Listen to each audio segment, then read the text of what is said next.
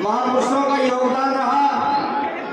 फुले शाहू अम्बेडकर नहीं होते, माता सावित्रीबाई नहीं होती तो आज समाज, ये बहुजन समाज इस दौर में नहीं होता। आज आप और हम यहाँ नहीं होते। लेकिन हम आपसे एक बात जरूर कहना चाहते हैं, आज इस मंच पर इस चंबल की भूमि के दो वंश जिन्होंने समाज को एक नई दिशा देने का काम किया। 60 के दशक में परम पूज्य बाबूजी बुद्धाराम जाटव जी के पोते ये अनिल पचौरी जी, दूसरे इसी चंबल की भूमि पर बहुजन महापुरुषों का जो मूवमेंट है उसकी बुनियाद रखने वाले बुद्धाराम बाबूजी की प्रेरणा को एक क्रांतिकारी तरीके से समाज के बीच में ले जाकर के काम किया। डॉक्टर विपिन चौधरी जी भी आपके बीच में है। मैं ये बातें क्यों बोल रहा हूं? अभी कुछ साथियों ने कहा कि राजनीतिक चर्चा नहीं होना चाहिए। मैं राजनीतिक चर्चा नहीं कर रहा, मैं एक सामाजिक मूवमेंट जिसके माध्यम से आज वो समाज यहाँ तक पहुंचा है। आज अगर नंदा खरे 4 शब्द बोला है, जय भीम बोला है, अगर एडवोकेट स्वामी पुष्पा आपके बीच में बैठे हैं, ये दो हस्तियों के संघर्ष का कमाल है। बुद्धाराम बाबूजी के संघर्ष का कमाल है, डॉक्टर विपिन चौधरी साहब के संघर्ष का कमाल है। ये वैचारिक क्रांति कहाँ रुक गई? कौन है बलिदान पैदा करने वाला? अगर जब तक हमारे समाज के अंदर से वैचारिक क्रांति खत्म हो जाएगी, हमारे महापुरुषों का मूवमेंट बढ़ जाएगा, तो कहां से शिक्षा आएगी? हम कैसे शिक्षित बनेंगे?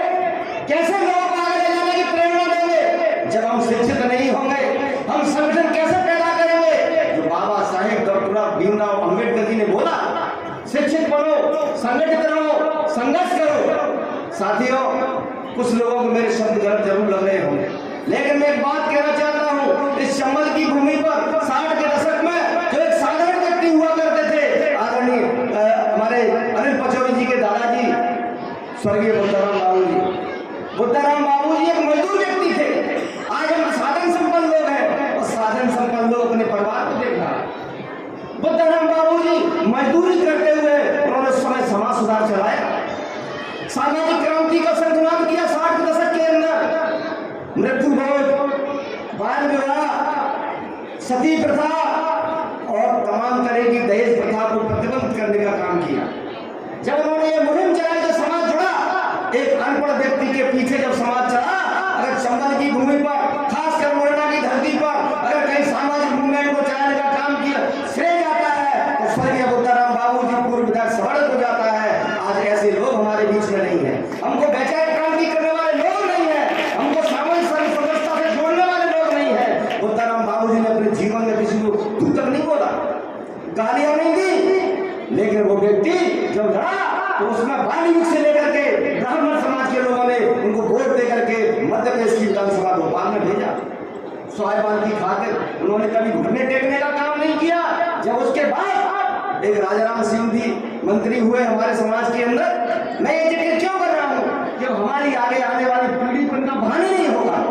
उनको यही नहीं पता है। हम जय कुछ साथी ऐसे जन्म ले लिए हैं, नीला गमछा डाल करके जय भीम बोला, जय संविधान बोला, उनको यही पता है कि जय भीम ग्वालियर चंबल की धरती पर संपूर्ण देश के साथ साथ अगर ग्वालियर चंबल संभाग की धरती पर संपूर्ण मध्य प्रदेश के अंदर अगर जय भीम की क्रांति को जन्म दिया है तो किसने दिया है?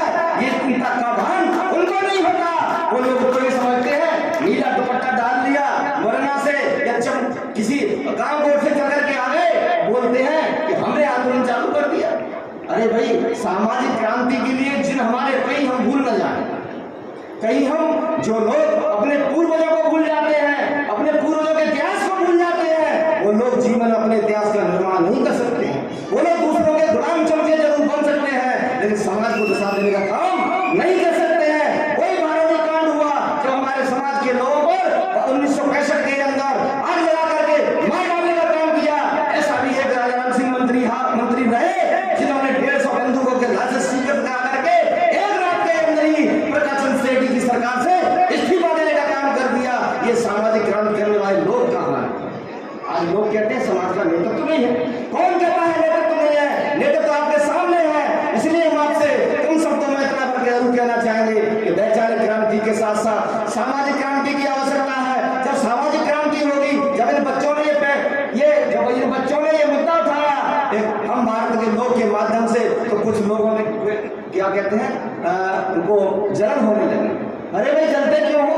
एक अच्छा कार्यक्रम अपनाया, इन लोगों ने वो तो नहीं किया कि कुछ लोग थोड़ा सा आयोजन करने के बाद अपनी पॉकेट भरने का काम करते हैं। हम भारत के लोग, हम इसलिए साथ में आए लोगों के, ये लोग स्वर्गीय बुद्धराम बाबूजी, डॉक्टर पीपी चौधरी साहब के बताए मार्ग पर चलने का काम करेंगे।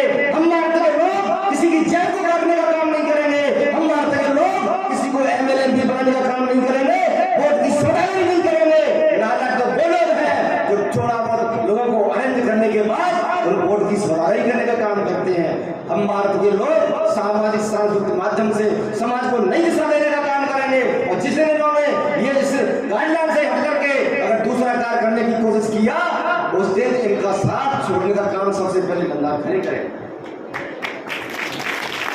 जो भी हमारा जो सहयोग बना, सारे लोगों के साथ में बना, जैसा जैसा बनता है एक मुक्ति बनती है, तब संगठन बनता है। हम एक बात कहना चाहते हैं समाज के बंधुओं से। कुछ लोग कहते हैं कि मैं डॉक्टर पीपी चौधरी साहब के परिवार से नजदीक हूँ। हाँ मैं नजदीक हूँ, लेकिन नंदलाल खरे ने डॉक्टर पीपी चौधरी साहब के परिवार को तोड़ने का काम नहीं किया। उसको तोड़ने वाले लोगों को उनको नजरिया दिखाने का काम किया है, उनको खुलेआम चैलेंज किया है। और कभी पद और प्रतिष्ठा के पीछे, नंदलाल खरे पद और पैसे के पीछे नहीं भागा। डॉक्टर पीपी चौधरी साहब के परिवार के मान के सम्मान की खातिर नंदलाल खरे ने अच्छे अच्छे लोगों को किनारा करने का काम भी नंदलाल खरे ने किया है। जब तक हमारे अंश के अंदर, जब तक नंदलाल खरे की बूंद से बूंद रहेगी, तब तक अम्बेडकरवाद बहुजनवाद जारी रहेगा।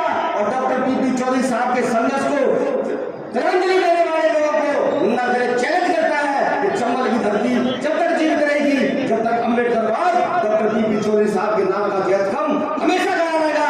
उसको मिटाने वाले लोग मिट जाएंगे, लेकिन चंबल की धरती से डॉक्टर पीपी चौधरी साहब का नाम नहीं मिटेगा। जय भीम, जय काशी।